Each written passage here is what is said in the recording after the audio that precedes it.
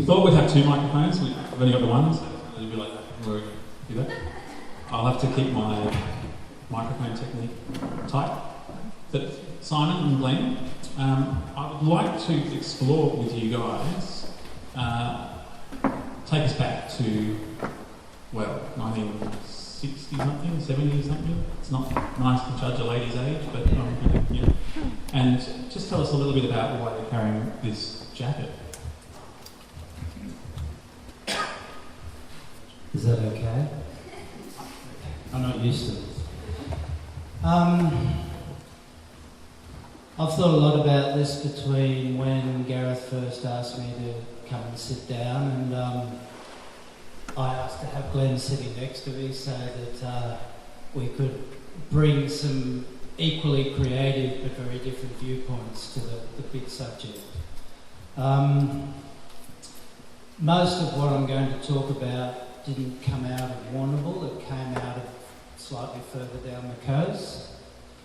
But after that one distinguishing fact, everything is parallel and very similar. I'll start with this and work back. This garment...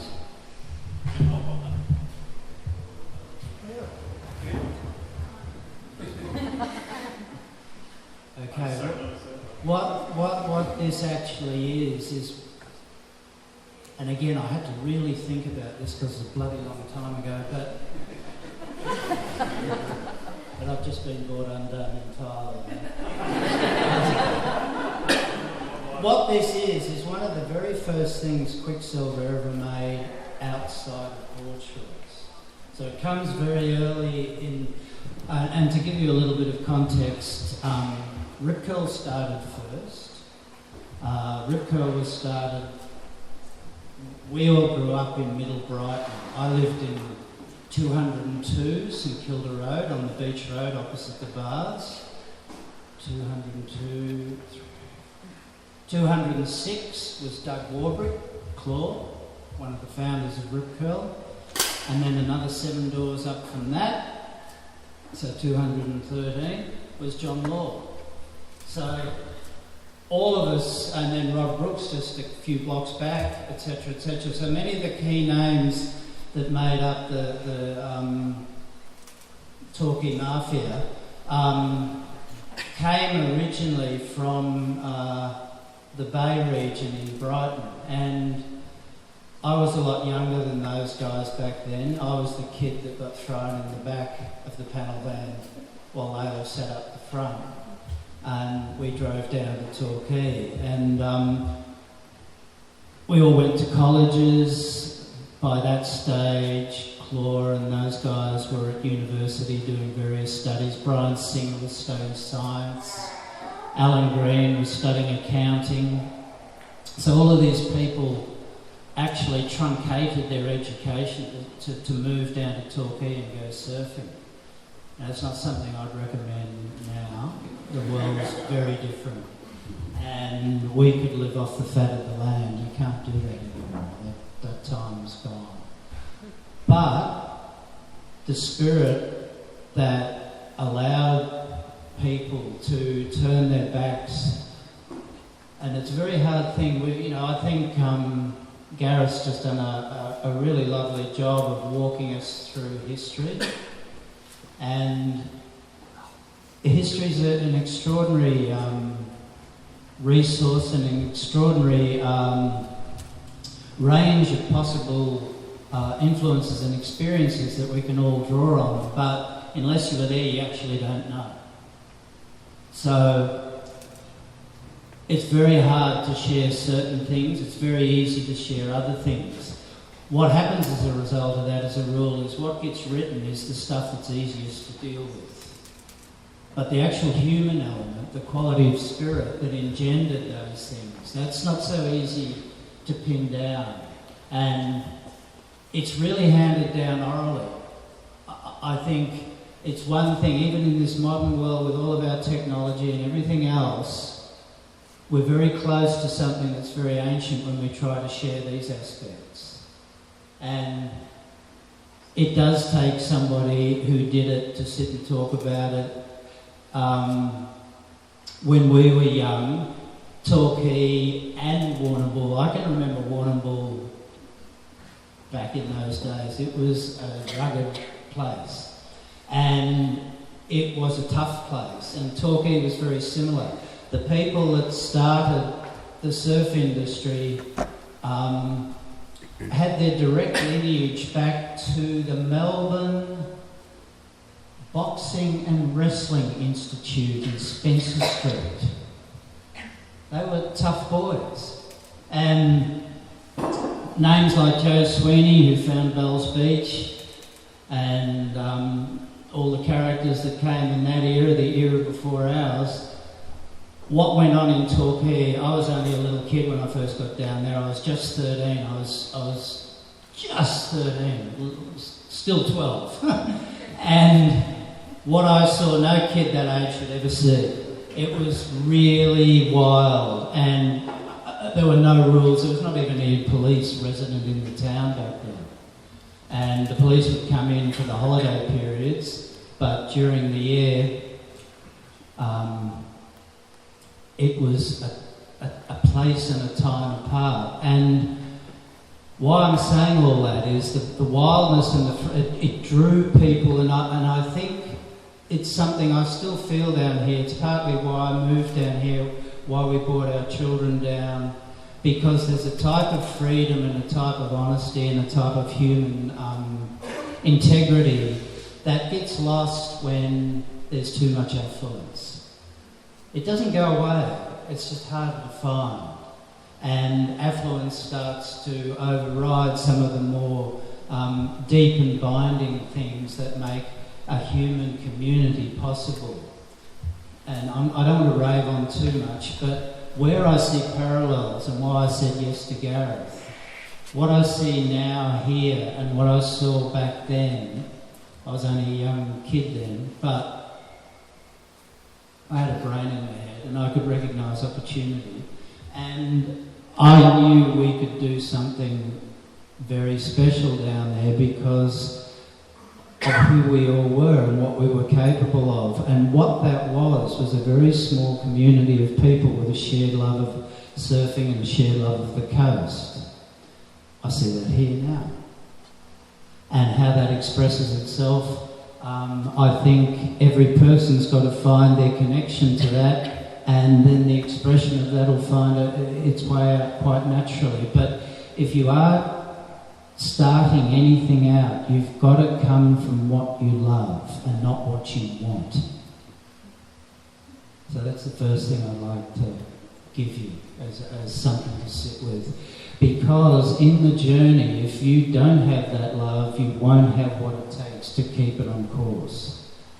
Because once things get big, you're not in the driver's seat anymore. There's great pressures that come on you, and particularly when you go public, if you do get bigger and bigger and bigger, each time you take one of those steps that the world applauds for such spectacular growth, you actually move away from having control and having the opportunity to do what you like to servicing something you can barely control and being at the service of many things that you may not like.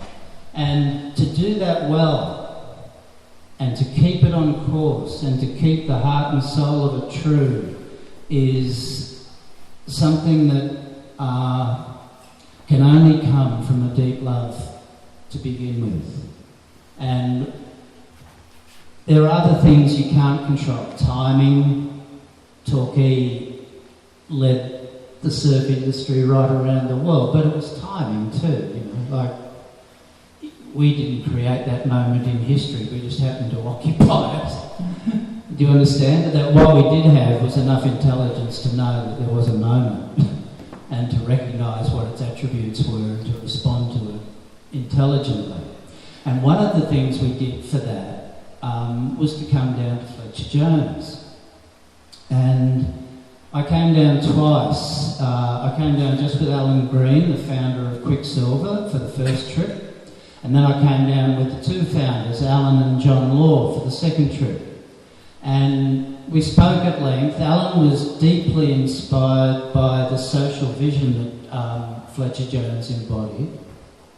And Quicksilver at this stage, it had actually existed for a while in name, but it really just spun its wheels. Like most small businesses, that first step can take quite a long time, and it's often very much under the radar in the public eye, and all of a sudden it'll burst out and take its place in the marketplace. And so we were still a very small company. We had some unique attributes to what we were doing, but we certainly hadn't hit the world radar at that point.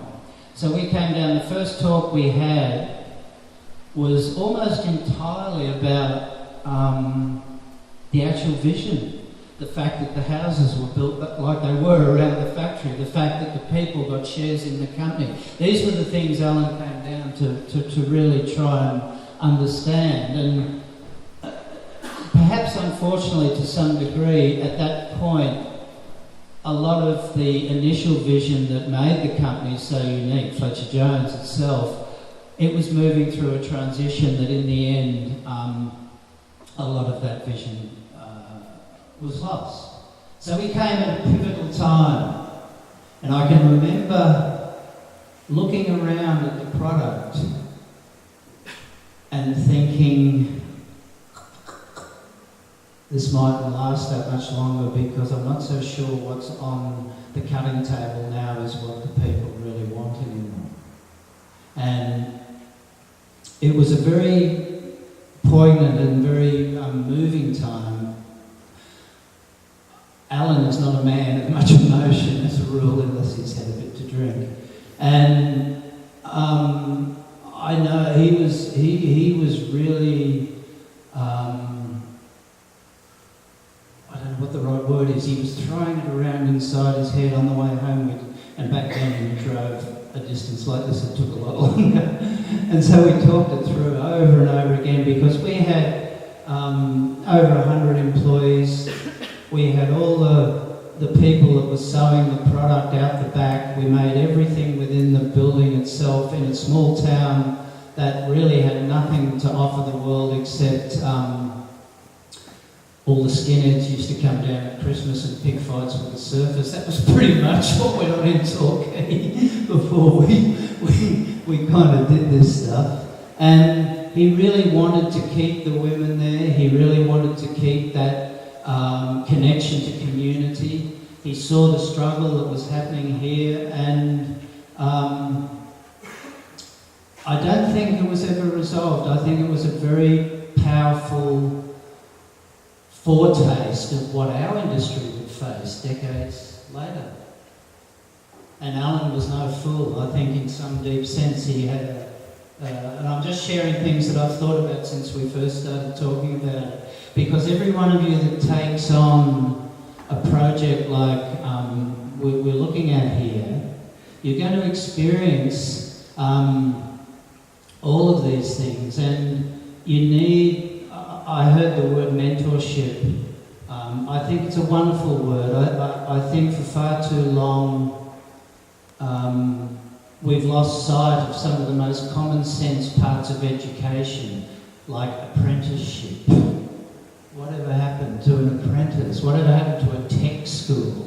Whatever happened to the things that gave people mentors by whose example you learned how to do something? And I sense in this project a lot of these elements are starting to naturally rise to the surface. And one thing I'd really like to say, to bring it back to recent times and to finish my rant and give Glenn a chance to talk. Again, thinking about this deeply, and I worked as the global creative director for Quicksilver for decades, and I was the first artist and all that stuff, and we did Rip Curl. We named Rip Curl in my mum's kitchen. So I was pretty close to the whole process right from the get-go. We made wetsuits because we were cold. Quicksilver made Ugg boots and woolen jackets because standing on the cliff at Bells and Winky in winter was absolutely bloody freezing. That's how we thought. And there's something really important there. When I travel, one of my favourite places around the world, my son Sham's there right now in Brooklyn, New York. Why I love Brooklyn so much is that what I see there, and this is what I'd like to finish with, is what I feel the potential and the sense of possibility for here. What I see in Brooklyn is a mature community of highly creative, incredibly intelligent, well-applied people who know how to mix their deepest creative impulses with the requirements of survival and business and profit and growth in the modern world. They use all the modern platforms in ways that are leading the world. But when you go there, it feels like a neighbourhood. And that's what's possible here. This is still a place. Why did we move down here? Torquay now, you go to Torquay and you tell me where the centre of town is, please, because I wouldn't have a fucking clue where the centre of that town is. But when I come here, I know where the centre of town is. When I go to Port Fairy, I know where the centre of town is. You've still got the opportunity for community. And if creative people work together, whatever growth you aspire to and whatever global platform you'd like to see yourself function on, it all starts with community. The most progressive and interesting companies in the world today have a place in their community where they began. And you go to London, you go to any of the big cities in like New York, Brooklyn, LA. LA is the most sprawling bloody place on earth. I mean, the whole place was designed off the back, having done what we've just done, of the automobile. There is no centre. So what people have done is they've created centres wherever they gather. And so you go to somewhere like Santa Monica and Friday afternoon, these vans are pulling in that sell all sorts of organic food and stuff, a band's setting up, there's people dancing, there's people singing, there's people playing, there's people talking, and there's people sharing life in a way that was true 500 years ago. And it can be true right here, right now. And the businesses that people develop work together. When I was last in Brooklyn, one of my good friends, Chris Gentile, he runs a shop there called Pilgrim Surf. And when I first met Chris, Pilgrim Surf was right down in the docks in Brooklyn. And I don't know if you know, Brooklyn was the port, from Europe. It was the point of contact to America. So he called his shop Pilgrim because the Pilgrim Fathers and all of that. And so I go there, and Chris is a great artist in his own right. He could make a living as an artist without doing any of this, and he's got a very well-respected position in the New York arts community. But he runs the shop. He treats surfing as a cultural art form, and I'm there one night. We're chatting. I could hear music coming from next door. He's taken us all in. And they've got a special band from somewhere in Turkey, one of those out there, Uzbekistan or somewhere, something really remarkable. A guy that runs the local pizza shop. Now, the local pizza shop in Brooklyn, I've never seen anything like it.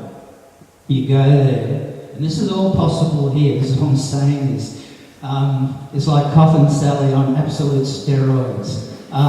You go there, there's a queue right around the block. It looks like it's a Jimi Hendrix concert 10 years after he's died. And somehow or other, people have discovered he's still alive and they've come to see him. It's packed. And people are standing for, not a short amount of time just to get through the front door. But Chris being Chris and being the bloody mayor of Brooklyn in social sense, we get fast-tracked in. And the guy takes a liking to me, takes me out the back and shows me how they run the place. He's got a whole city block and it's full of containers, cargo containers. All of them are gardens, cooking everything that's eaten in this place. This is Brooklyn. There's more smog and crap there than you've ever seen until you get to somewhere in Asia where they don't regulate that stuff. It's a big city, but everything is done by hand. Everything was cooked on the spot. The flour was bloody milled out the back. And that's what arrives at the bar for people to eat while they're listening to the music. And it's all people working together to create a community experience. That's what we did in Torquay. We used to live together. We used to party together. We shared things you shouldn't even tell people about because we were very close. And that closeness is what allowed us to do something very special, because that closeness came with an acceptance of our differences. Torquay was one thing I don't see here that was true there. Torquay had I don't think I've hardly been anywhere else in the world with so many alpha males gathered in one spot. I think this is a much more balanced community. I think this has got a much better chance, and the thing I'm referring to in Brooklyn, that's why I drew that example, because it's a completely balanced community, and I never sense that when the history of these things get taught to people, when people talk about even something like Fletcher Jones, anything, they always try to draw it in a straight line. And they always try to find, usually, an alpha male at the beginning, and all of his brilliance and energy somehow or another informed the whole trajectory. Well, it's not like that. It's lots and lots of people working together. And Rip Girl's bringing out a book soon, and there's got some lovely old photos in there. If you ever get a hold of that book, what I'd like you to look at is all the people who aren't company founders or anything, the people that did the sewing. Like, what we had there was fantastic. There was a room out, it was an old area, the room out the back had the ladies sewing wetsuits and cutting up the wetsuits. We didn't know how to make wetsuits, so Brian Singer went to White Stag wetsuits and worked for 1 week. And at the end of that week, we knew how to make wetsuits, and he resigned. And so you can understand there's a certain amount of get up and go in an attitude like that. Alan Green was an accountant for White Stag. That's how Brian got through the door. Alan and Brian were probably the two most alpha males I nearly know. There was no way they were going to stay in the one company, because it's not possible for two men like that to work eye to eye. So Quicksilver came out of Alan Green wanting to leave Rip Curl. They gave him the board shorts that they made in summer to get through the season when people weren't wearing wetsuits. Alan took Rip Curl board shorts and renamed them Quicksilver. That's how Quicksilver began. Along with that, Alan Green gave Brian Singer the property on which he now lives out the back of Bells Beach. Back then it was worth very little. Today you couldn't put a price on a property like that up in that area. And so those beginnings were very humble and modest. You know, I heard you make an allusion to Shane Howard before. Well, here's one for you. The person that had the most to do with the original design of Quicksilver board shorts, who was most influential in creating an opportunity for us to do something completely new and not just follow the Californian template, was a guy named Brewster Everett. Now, Brewster Everett was the roadie for the Goanabad. And lifelong friend of mine. We grew up together. He was another 2 doors down the other way in Brighton in that little landscape I just painted earlier in the talk. And these people were very, I think one thing that's true now, I think it's much more difficult now. I think that getting a share of the pie is harder. There's a lot more people who know what they're doing. You've really got to find something that comes from the heart and means something to people. It's not just enough to come out with a good idea. Let me say that as the second point I maybe want to pause on for a sec. There's lots of good ideas out there.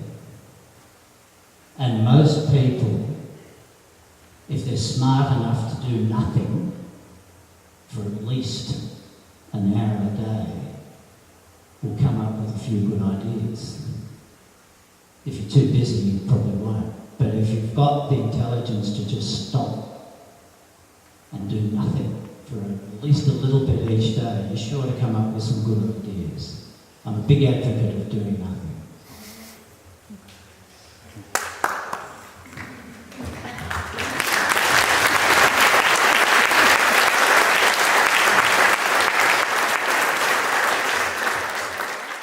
Thank you.